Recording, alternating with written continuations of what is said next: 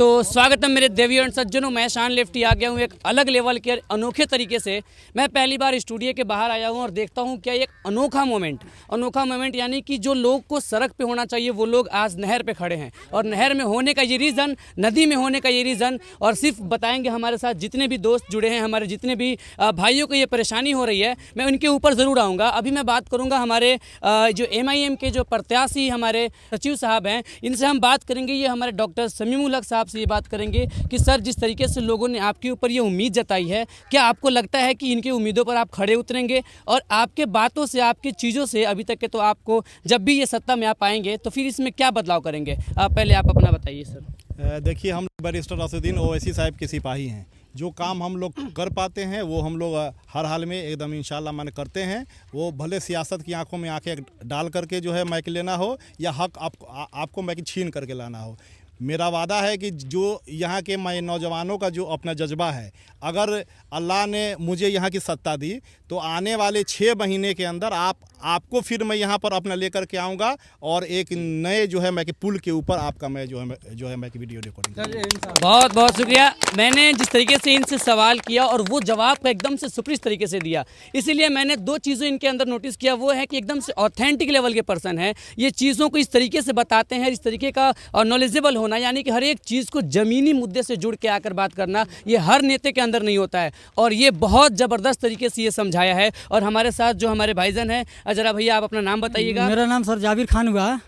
और जैसे मैंने आपको देखा कि आपके अंदर जो एकदम से खुन्नस भरी पड़ी है, ये कहीं ना कहीं आपको ऐसा लग रहा है कि वो जो ब्रेकअप वाला मामला हो जाता है, कहीं ना कहीं आप किसी नेता से जुड़े थे और उसके बाद जो आपको तकलीफ़ हुई है, उस चीज़ को मैं आपके आंखों में, आपके बातों में ये महसूस कर पा रहा हूँ। क्या कुछ इसके लिए आप कहना चाहिएगा? सर, 15 साल जो आदमी जुड़ा रहता है, अब 15 साल बाद भी कोई काम ना हो, जिसको पीछे मतलब 10, 20, 50 आदमी हैं, आ जाए उस आधार पे कहे जो सर ये फलाना काम है आप करवा दीजिए, इंशाल्लाह हम करवा देंगे। अब वो तो कह रहे हैं इंशाल्लाह हम करवा देंगे। हम जब पीछे आते हैं अपने मोहल्ले में, मोहल्ले वाले कहते हैं अरे बाबू तुम तो बड़े अगुवान बने रहे जी, पहले तो तुम बड़े अगुवान बने रहे ओटवा के टाइम में, जब भैया तू ओटवा दे दा, एक के बाद हम तुम्हार जो कहबा वो हम करवाई दें। तो डॉक्टर समीम मोहम्मद तो इंशाल्लाह का वो अपना देफारी कर ले रहे हैं। हम जो हैं बीच में पिसा रहे हैं, ना उधर से 1 रुपया खाना है ना इधर से 1 रुपया मिलना है, फिर भी हम उसमें पिसा रहे हैं। 10 साल में जो काम उनको हम दिए, 1.5 किलोमीटर मेन रोड से ये हमारे नदी पर रोड आती है, 1.5 किलो मतलब आती है, 1.5 किलो में 35 दूना 70 फीट स्क्वायर फीट वो रोड का ढलाई किए, वो भी मुखिया के फंड से।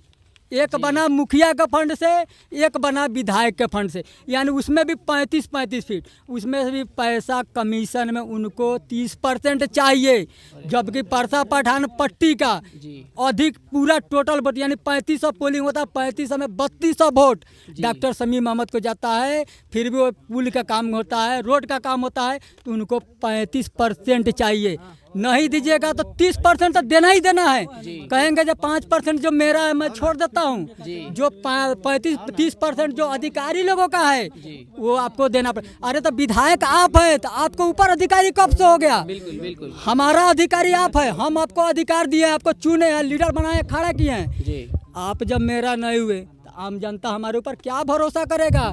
अगले बार क्या भरोसा करेगा? इसीलिए मैंने डॉक्टर समीम अहमद को आज से इस्तीफा दिया। वाह, ये देखिए, एक चीज़ आप एक नोटिस कीजिएगा कि मैं पहली बार इस गांव में आया हूं और गांव को लोगों का ये तजर्बा मैंने देखा कि भैया जिस तरीके से ये कम उम्र के बच्चे से लेकर एक उम्र दराज हमारे साथ मौजूद है, उन लोगों ने एकदम एक इतनी मतलब मुद्दे वाली चीज़ों को उठा कर रखा है सामने कि देखो भाई, मैंने तुमको कई बार एक चीज़ को कहा है, तुमने उस चीज़ को मेरा ये कंप्लीट नहीं किया।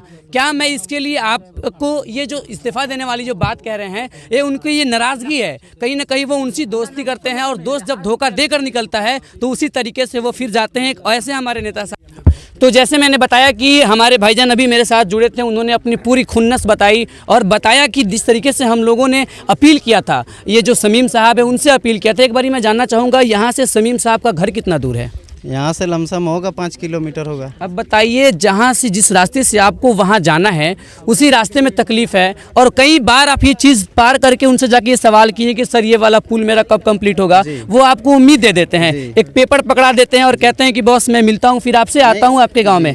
कभी आए आपके गाँव में? गांव में तो आते ही हैं, जी। गांव में आते हैं, लेकिन जो हमारे ये मुद्दा है उस पे वो कभी काम नहीं करते हैं। अच्छा। और हमेशा वही चीज़ कहते हैं जो इंशाल्लाह हो जाएगा। जी, बिल्कुल। और इसमें जैसे हम लोग एक दफ़ा उनसे बात भी किए थे जो पुल का काम कब से होगा, तो बोले थे जो लमसम महीना दिन के अंदर में अब ये स्टार्ट होने जा रहा है। अच्छा। ये चीज़ हमारे जी। मतलब उसमें हम लोग पूछे थे उनको, रोक के रोड पे हम लोग जब रात में उनसे हम लोग रोक के पूछे जी। जो मतलब ये बताइए, बिजली कटा था उस मसले पे हम लोग रोके थे, फिर वहाँ पर ये पुल का भी बात हम लोग, तो वो कहे थे 1 महीना के अंदर ये पुल का जो है काम रेडी हो जाएगा। अच्छा। यानी काम स्टार्ट हो जाएगा। जी। हम लोग 1 महीना इंतजार किए, जी। वो 1 महीना क्या, ये यानी दूसरा साल चलने वाला है। जी। आज तक जो आप देख रहे हैं पूरा, आप दिखा सकते हैं जी इसमें क्या काम हुआ है।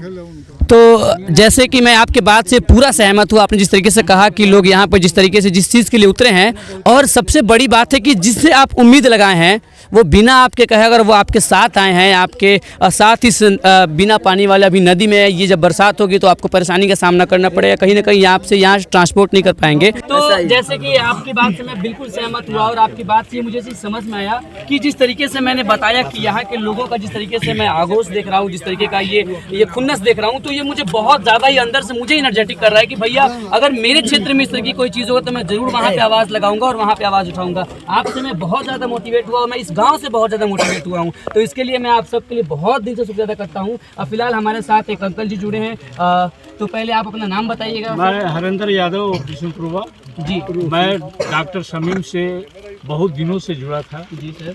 और काफ़ी मदद भी, आर्थिक सामाजिक तौर से मैं मदद भी किया हूँ जी।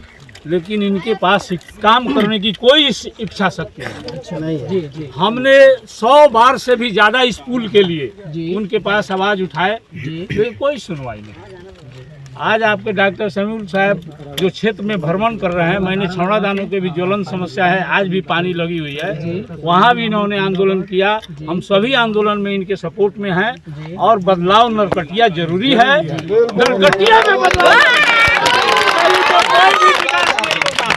और ये डॉक्टर शमीम आप जाइए, आप कोई भी काम लेकर जाइए, किसी भी कीमत पर वो नहीं होने देगा।